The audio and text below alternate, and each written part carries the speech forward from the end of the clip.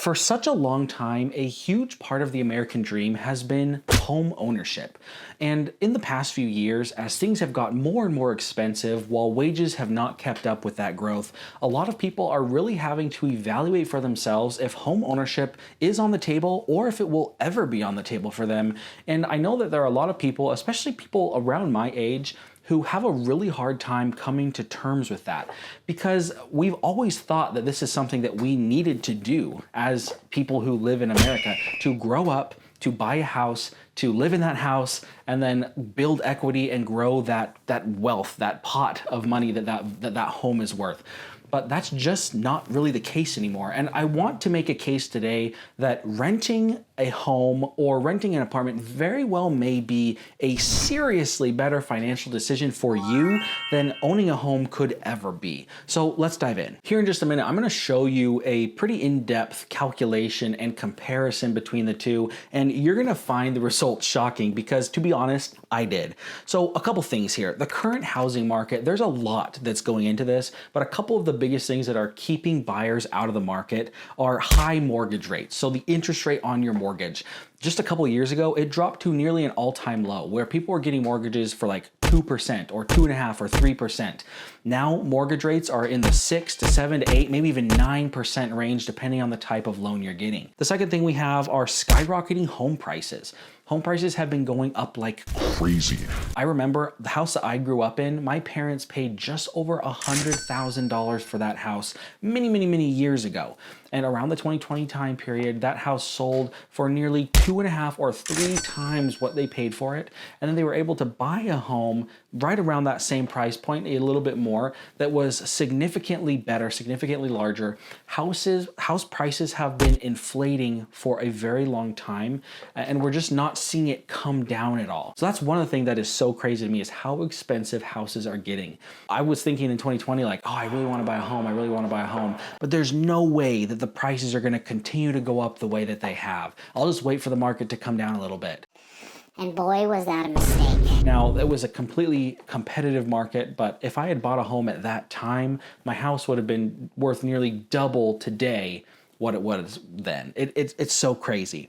Next up, hidden costs of home ownership. This is one that has shocked me as a homeowner. It's not that I wasn't totally prepared for it because I had heard about these things, but I didn't realize how real and how big some of them were. These are things like property taxes, maintenance costs, insurance, HOA fees. All of these things add up, and they're not necessarily on an every month basis. And so when they do happen, it comes as more of a surprise. And I think that that's the biggest problem for me. And then let's contrast that really quick with renting. You really have no or very low upfront costs. Maybe you have a deposit or some sort. You have a little bit more flexibility as far as how long you want to live there, where you want to live.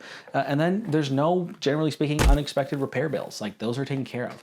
And so when it comes to owning a home versus renting these days is making a lot more sense. Just for context, let's break down some of these costs of home ownership. Number one, a down payment. The down payment is probably going to be the hardest barrier for most people to get, right? We're talking $20,000, $30,000, $40,000. For first-time home buyers, you can oftentimes get a loan where you only have to put down like 3% of the value of the home, but a lot of times people want to see 10 or 20% of the value of the home put down up front so that you can buy the home.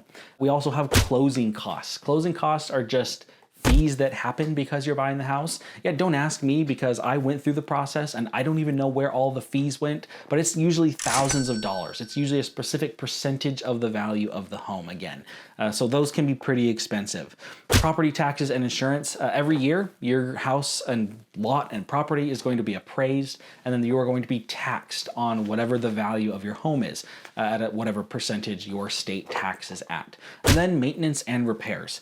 I mentioned we just bought our home over 2 years ago, but the very first winter we had in our home, we had a ton of snow, and it all melted on the roof, and we had ice form in all of our gutters, and it ended up causing a couple leaks. And I was so frustrated because the house was literally brand new, but it was just one of those things that happened as a homeowner that there was nothing I could do about. Okay, let me talk about the example here. This is what you're all here for. Okay, we're gonna look at long-term wealth comparisons, renting and investing versus buying a home. So the argument for buying a home is that you purchase the home and then it will go up in value over time. You're building equity in the home and the value of the home is appreciating. So that's where that investment piece for buying comes in. If you're renting, the value proposition is you're renting at a lower rate right now, especially it's much cheaper to rent. And then whatever that difference is, you invest that difference and see where you come out. So let's look at this numbers right here. Follow along with me if you can.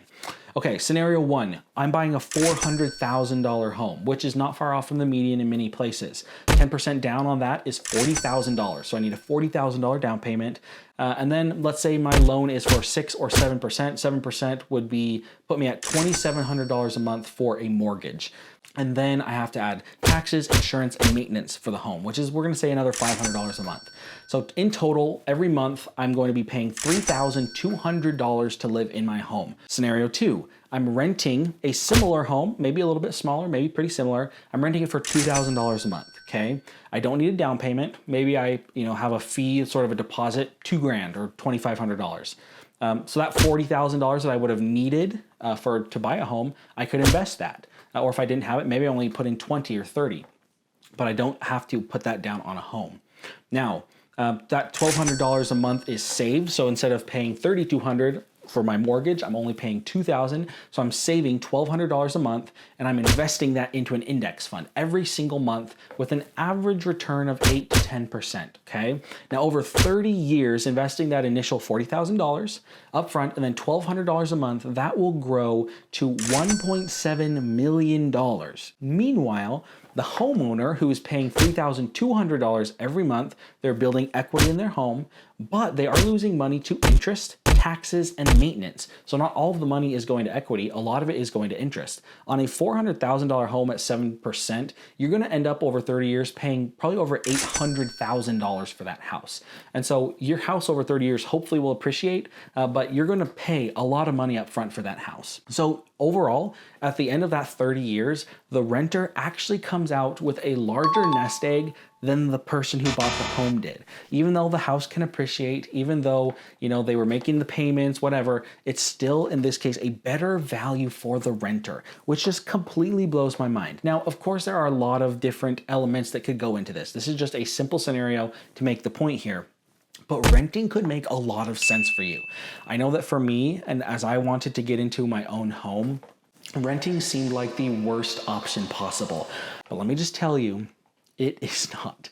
There have been many times after moving to my home that I have considered moving back into a rental just so that I wouldn't have to worry about all the extras, but I could still get value from this home. Renting is not the end of the world.